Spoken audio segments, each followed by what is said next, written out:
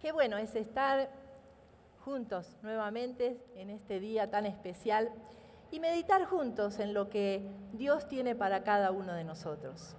Venimos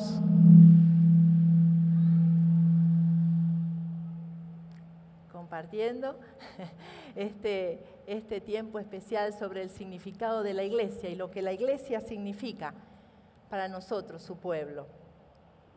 Y encontré una estadística que quería compartirles en esta mañana, que me pareció simpática, y quiero leérselas. Dice así: la iglesia puede salvar tu vida. No te subas a los automóviles. Ellos son causa del 20% de los accidentes fatales. No te quedes en casa. 17% de todos los accidentes ocurren en casa. No te vayas caminando por las calles o las banquetas.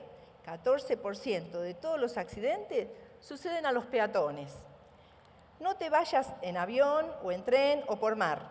16% de los accidentes suceden de esa manera. Solo el 0,001% de todas las muertes ocurren durante un servicio en la iglesia. Y estos están relacionados a desórdenes físicos previos. Fuera de ahí, el lugar más seguro para estar la mayor parte del tiempo es en la iglesia. Ven a la iglesia, podrá salvar tu vida. Lindo, ¿verdad? Qué lindo mensaje. Creo que cuando hablamos de iglesia, generalmente nos referimos al edificio, y aquí se ve, ¿verdad? Generalmente hablamos de la iglesia y decimos, nos vemos en la iglesia, o vas el domingo a la iglesia, fuiste el domingo a la iglesia, y hablamos así como el lugar físico. Cuando es el tiempo de la pandemia, justamente, la gente decía, ay, qué triste no poder ir a la iglesia. Y aunque nos reuníamos por Zoom y teníamos un contacto con las personas, pero decíamos, ay, que están las iglesias cerradas. Yo decía, nosotros no estamos cerrados, ¿verdad? Pero es el edificio el que está cerrado. Y es así que extrañábamos estar y vernos. Eso es lo que queríamos decir, estar en forma presencial, juntos y celebrar juntos. Entonces, vemos que aunque nos surge como automático el decir la iglesia, como el edificio, todos sabemos que la iglesia justamente no es el edificio, sino somos cada uno de nosotros. Nosotros como asamblea, como pueblo cristiano, formamos la iglesia. Cada uno, si no estuviésemos aquí ninguno, cuando la iglesia está vacía, no hay iglesia, porque nosotros somos la iglesia. No importa dónde nos juntemos, no importa dónde estemos, nosotros somos la iglesia de Jesucristo.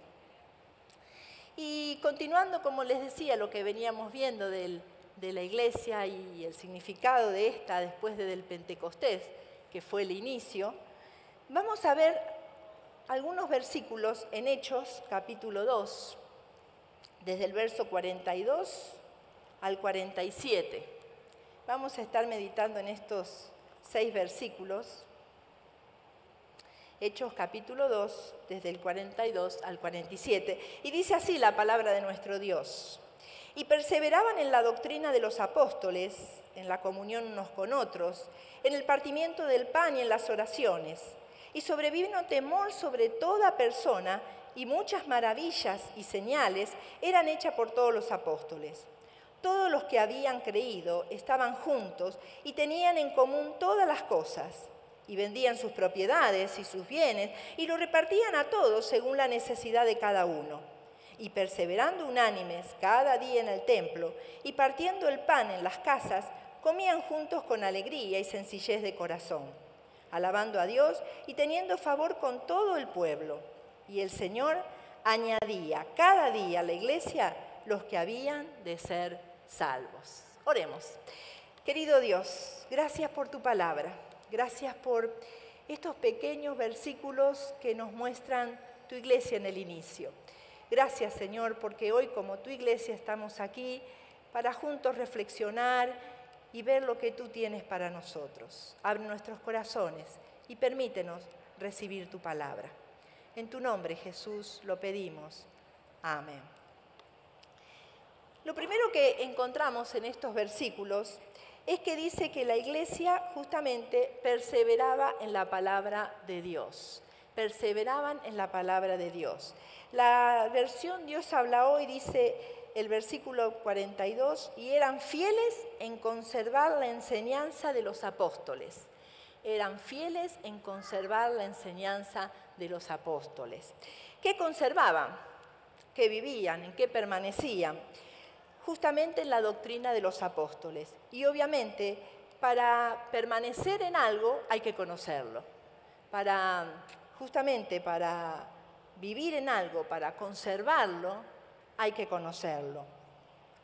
Para vivir la nueva fe cristiana, los nuevos convertidos debían profundizar justamente en la doctrina de los apóstoles. Así podían afirmar y vivir los conocimientos en cuanto a la naciente nueva fe que había en sus corazones. La palabra perseverar, ¿no? Significa justamente mantenerse constantemente siguiendo lo comenzado. Perseverar, mantenerse constantemente siguiendo lo comenzado. Lo que podríamos decir en otras palabras, que permanecían viviendo lo aprendido. Ellos, siguiendo el versículo, dice que permanecían en comunión, en partimiento del pan y en oración. O sea, todo lo que iban aprendiendo, justamente lo iban viviendo. Antes de continuar, tenemos que aclarar que esta no era una pequeña iglesia, no eran solo los apóstoles, no eran los 120 que estaban en el aposento alto, sino que dice el versículo 41 que eran 3.000 personas las que estaban perseverando en la doctrina. 3.000 personas. ¡Wow! Una gran cantidad, ¿verdad? Una gran cantidad de personas. Algo más sobre los que perseveraban es que, según podemos ver el cuadro total, gran parte de ellos recientemente habían vivido la experiencia del Espíritu Santo, la experiencia del Pentecostés, donde el Espíritu Santo había llegado a sus vidas. Estas 3.000 personas, después del Pentecostés, habían aprendido la enseñanza de los apóstoles y las estaban poniendo en práctica. Entonces, ¿se imaginan ustedes en un lugar que haya 3.000 personas que estén viviendo el Evangelio? Viviendo lo que enseñaban los apóstoles, que enseñaban justamente lo que Jesús les dijo, que amaban al enemigo, que oraran por él, que pusieran la otra mejilla, que no se afanaran por el mañana, porque cada día tiene su propio afán. 3.000 personas que se convirtieron en sal, 3.000 personas que se convirtieron en luz en medio de la oscuridad, que pusieron sabor en medio de un lugar que estaba, una población que estaba triste, deprimida, porque estaban bajo el Imperio Romano y se sentían mal. Estaban acosados por los grandes impuestos y no estaban bien. Pero estas 3.000 personas en ese lugar estaban siendo luz. Estaban mostrando lo que Jesús había enseñado a los discípulos y ellos estaban aprendiendo. ¡Qué maravilloso! La llenura del Espíritu Santo y el estudio serio de la palabra son dos buenos amigos. Una vez que el Espíritu Santo llega a nuestra vida, que somos salvos, el comprender la palabra de Dios, el conocer a ese Jesús que vivió y transitó por este mundo y que quiso enseñarnos tantas cosas, van de la mano. Como vemos, ellos no se quedaron con la experiencia, sino que querían conocer la doctrina de los apóstoles, querían conocer qué enseñanzas había dejado Jesús. No se quedaron solo con que, wow, qué maravilloso el Pentecostés, ya está, ahí vamos nomás, sino que querían saber más, querían aprender, estaban en ese primer amor de querer conocer para poder vivir. Pero sin embargo entendemos entonces que no podemos permanecer en algo si no lo conocemos. Es difícil permanecer en la fe si no conocemos lo que nuestra fe dice. Cuando hablamos de conocer, a veces, por ejemplo, cuando la gente tiene alguna enfermedad, empieza a investigar sobre la enfermedad y se hace especialista de esa enfermedad, porque anda buscando nuevos medicamentos, anda buscando opciones, anda hablando con médicos, con la gente, y va conociendo y vemos que si padece de una enfermedad, se la sabe toda. ¿Por qué? Porque, claro, está interesado en saber cómo llevarla adelante. Por ejemplo, en Argentina hay mucha gente que es celíaca, que el celíaco es el que no puede consumir TAC, que es trigo, avena y centeno. Entonces, estas personas que no pueden consumir estas tres cosas, andan siempre mirando lo que consumen. Y te fijan en la tabla y, no, esto no consumo, esto no puedo, esto me hace mal. Aún cosas que tuvieron contacto. Si van a un restaurante, tiene que ser para celíacos. Porque aún el contacto, o si voló un poquitito de algo de harina, les hace mal. Y es interesante que aún los niños, una vez que los niños, no puedo comer, eso me hace mal. Ya ellos desde pequeños saben qué cosas pueden y no pueden comer. Entonces buscan recetas, andan buscando siempre novedades, cosas para hacer. ¿Por qué? Porque quieren vivir bien, quieren vivir y sentirse bien. Entonces la única manera es conocer qué cosas tienen TAC y les hacen daño y qué cosas pueden fabricar ellos para poder consumirlas. Entonces siempre entendemos que cuando queremos vivir bien, queremos estar bien, tenemos que conocer qué cosas nos hacen bien. Y cuando queremos vivir en la fe, queremos vivir del lado de Dios, queremos llevar la vida que Dios quiere para nosotros, debemos conocer el corazón de Dios. Debemos conocer qué es lo que Dios quiere para mí. Y no es igual para todos. Cada uno de nosotros estamos en diferentes niveles y cada uno de nosotros vamos aprendiendo de a poco qué es lo que Dios quiere para nosotros. De igual manera, entonces, debemos conocer y perseverar en la palabra de Dios. Hay personas hoy día que en lo único que perseveran es en venir al culto, pero después, de lunes a sábado, se olvidan de todo. Eso no es perseverar.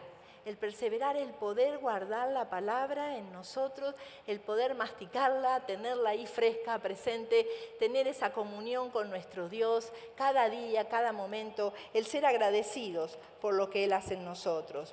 Justamente Dios habló al pueblo por medio del profeta Oseas en el Antiguo Testamento y les dijo, mi pueblo fue destruido porque le faltó conocimiento. Al no conocer lo que Dios quería para el pueblo, no podían perseverar en lo que Dios pedía para el pueblo y el pueblo fracasó. Fracasó porque aún ya los padres se olvidaron de dar las enseñanzas a sus hijos.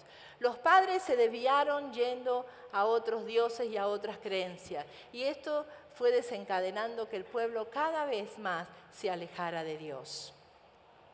El estudio de la palabra es de suma importancia para poder aprender y para poder aplicar la palabra.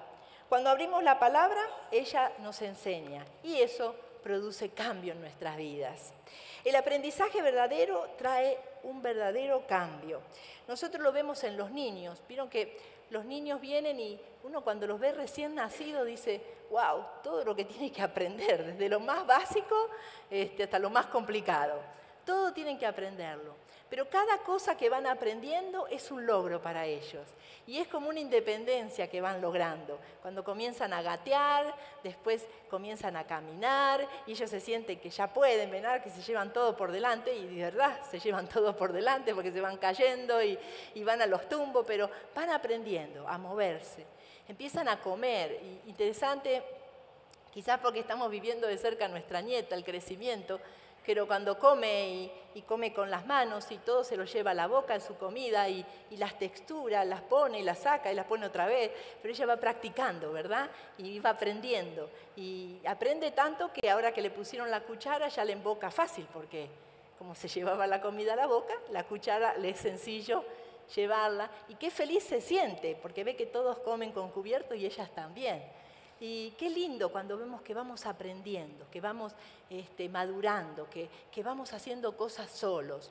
Y en nuestra fe es igual. Cuando nosotros aprendemos, si aprendemos realmente la palabra, cambiamos. Y ese cambio nos hace sentir bien, porque nos hace sentir que crecemos, que estamos bien en la fe, que estamos madurando, que vamos hacia adelante, que el Señor está guiándonos, acompañándonos y estamos agradándole justamente a Él. ¿Cómo podemos aprender esta palabra? Es interesante que podemos aplicar cosas para aprender la palabra y permanecer en la palabra. Por ejemplo, hay cosas como tomar el cuidado de traer un cuaderno y un lápiz y tomar apuntes de la predicación. Quizás algunos pueden tomar todo el bosquejo, otro algo que sientan que el Señor, esto es para mí. No importa el vecino, no diga, esto es para mi cuñada, esto es para mi suegra, no. para mí. ¿Qué me dice el Señor? ¿Qué me está enseñando? Y algo que puedo llevarme y meditar en la semana y no olvidarme de eso. O yo tengo que practicar esto, anotarlo y tenerlo allí. Ese puede ser un buen método. Pero también participando de las células, estudios bíblicos, compartiendo con otros el aprendizaje, la experiencia, escuchando cómo otros están viviendo el Evangelio. También estudiando la palabra de Dios cada día. Entendemos que a veces encontrar los tiempos, ¿verdad? No todos manejamos los mismos tiempos. Y a veces decimos, el ideal es en la mañana. Nos levantamos con la fresca. Lo primero, agradecer a Dios por la vida, por el día, por el descanso. E iniciar ese día conectados con Dios. Y leer su palabra. Algunos allá en Argentina pasa mucho que la gente como maneja distancias muy largas, 4 de la mañana ya se levantan para ir a trabajar y quizás aquí también se dan algunos. Entonces les cuesta hacer el devocional a las 4 de la mañana porque dicen, tengo que levantarme 3:30, me toca acostar a las 7 de la noche y es imposible, ¿verdad? Entonces algunos dicen, yo en la tarde, como regreso temprano, me pongo a tomar mate, allá en Argentina es el mate, y ahí leo la palabra de Dios y tomo mi tiempo para orar. Otros dicen, yo prefiero en la noche, me voy tranquilo a la cama, descanso, y ya leo la palabra de Dios y me duermo pensando en eso. Otros tienen más tiempo en la mañana, entonces hacen eso en la mañana. Lo importante es que lo hagamos. Algunos dicen, yo en el colectivo tengo un viaje largo y voy sentado, entonces voy con la palabra de Dios allí leyendo y meditando en la palabra y reflexionando en lo que Dios tiene para mí, hablando con Él. Qué importante es que no importa cómo, no importa cuándo, pero que nos tomemos el tiempo, no por obligación, no por carga, no porque si no leo la palabra de Dios me va a caer un rayo el día de hoy. O si no leo la palabra de Dios, algunos tienen por costumbre, ¿ve? Salen, no leyeron esa mañana y se llevan por delante algo y por no leer la palabra, ¿verdad? Ya me fue mal y ya me tropecé y ya se me perdió el colectivo y estamos asociándolo a eso. No, Dios no funciona así. Dios no funciona así. El leer la palabra tiene que ser porque queremos conocer el corazón de Dios. Queremos conocer y queremos vivir como estos primeros cristianos, de acuerdo a sus enseñanzas. ¿Y qué mejor manera que leyendo la palabra? No tenemos que leer 30, 40 versículos, a veces un pedacito, y quedarnos con eso en la cabeza y estar en el día reflexionando. Y muchas veces estudiamos una palabra y nos cruzamos con alguien que está padeciendo algo y justo esa palabra viene bien para él también. Y le podemos compartir. Mira, el Señor en esta semana me habló de esto, el Señor me mostró esto. Y te lo quiero compartir porque te puede hacer bien a vos también.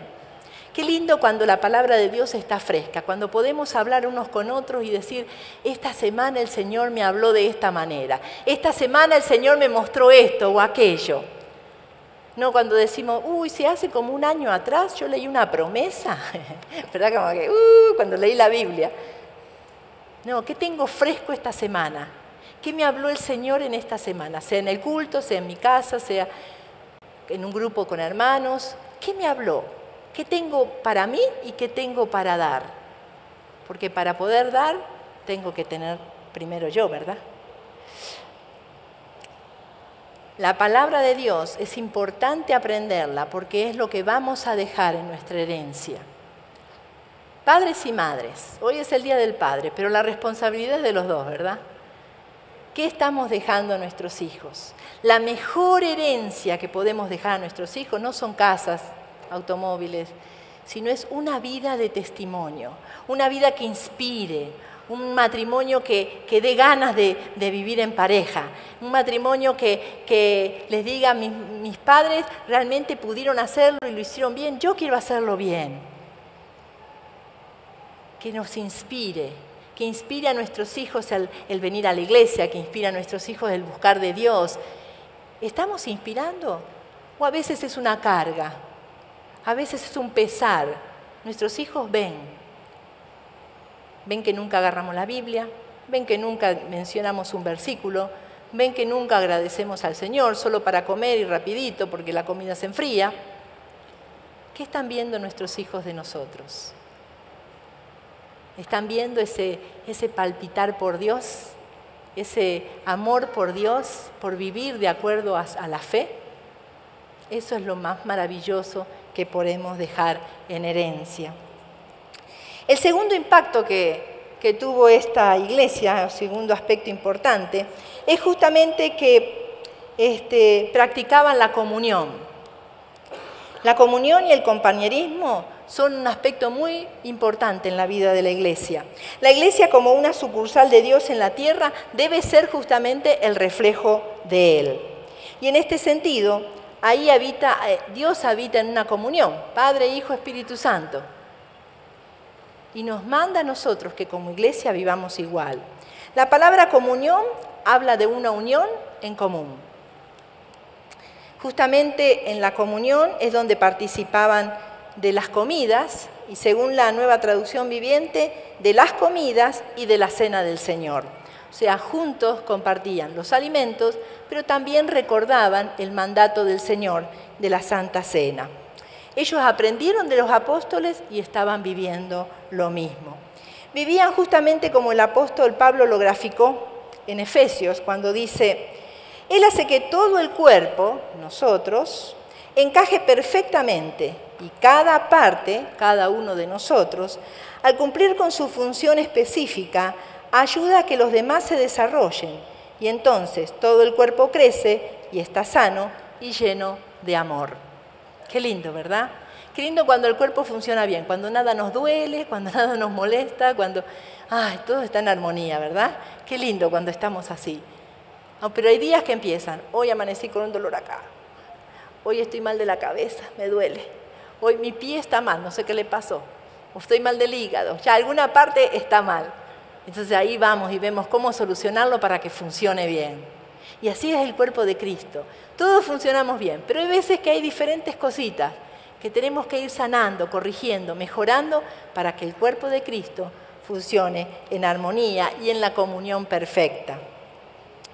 Esta era una iglesia en la cual existía el amor de Dios y justamente se reflejaba en que compartían. Si volvemos a leer el versículo 44, dice al 47, todos los que habían creído estaban juntos y tenían en común todas las cosas, y vendían sus propiedades y sus bienes y los repartían a todos según la necesidad de cada uno. Y perseverando unánimes cada día en el templo y partiendo el pan en las casas, comían juntos con alegría y sencillez de corazón, alabando a Dios y teniendo el favor con todo el pueblo.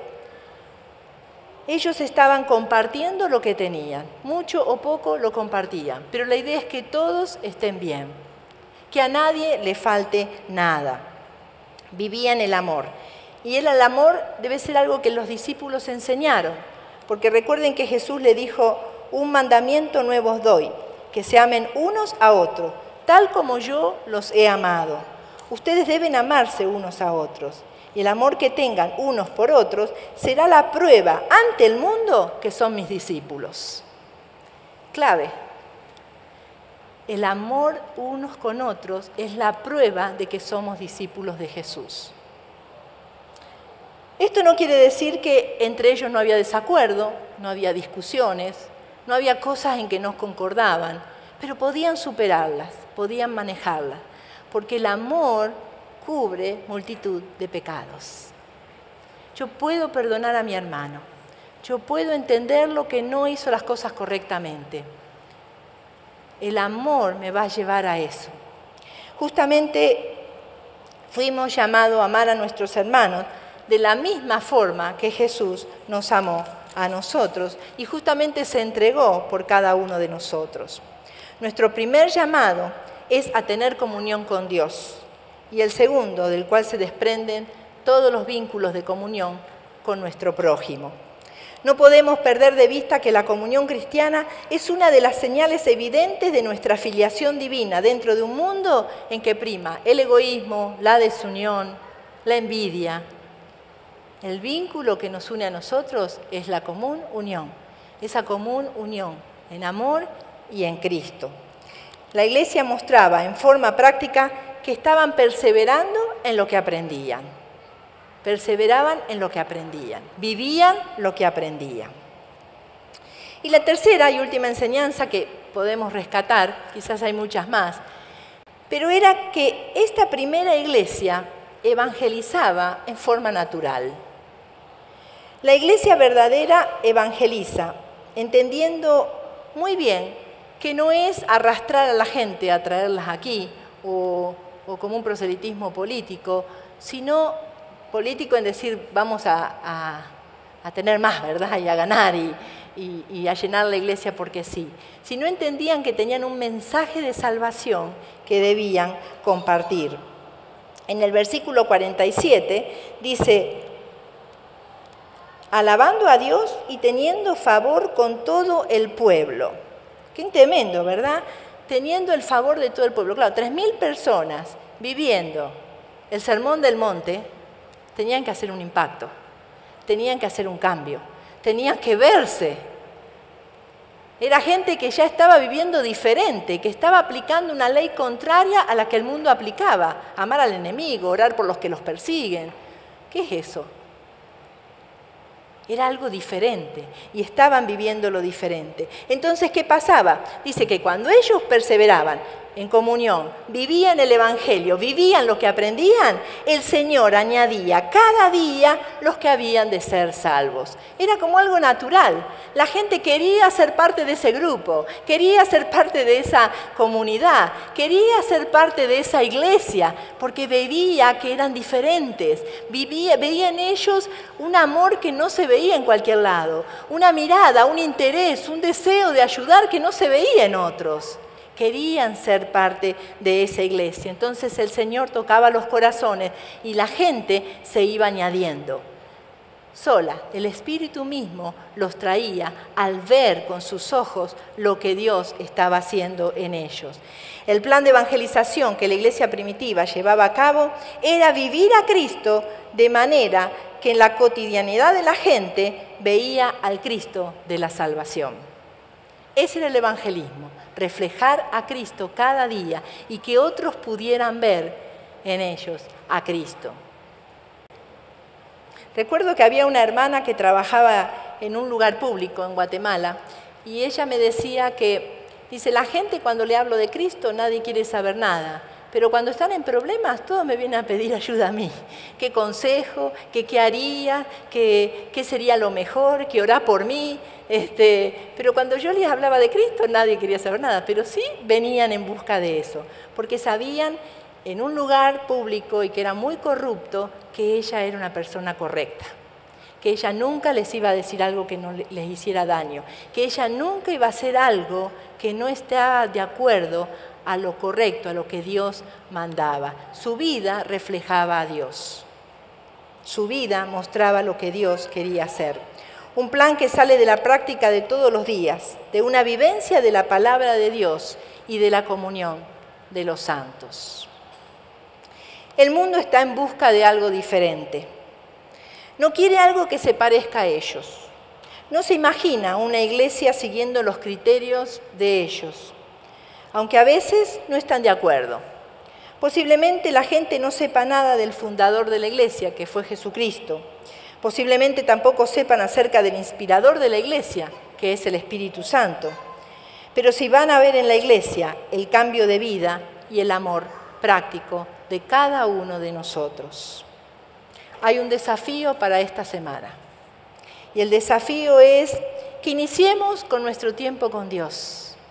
Tomémonos esos minutos. Busquemos que Dios hable a nuestro corazón. ¿Qué me dice este pasaje? ¿Cómo puedo aplicarlo hoy? ¿Qué me estás queriendo decir, Señor? ¿Cómo puedo palpitar contigo? ¿Cómo puedo sentirte en esta mañana, en este día? Versículos que hablen a nuestra vida. La palabra de Dios habla a nuestra vida y debemos aplicarla. Busquemos que esa palabra llegue a nosotros y que el amor a Dios se refleje en nuestro amor a los demás.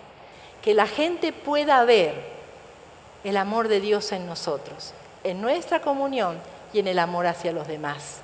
Y que el Espíritu Santo añada a su iglesia, a nosotros, los que van a ser salvos. Oremos.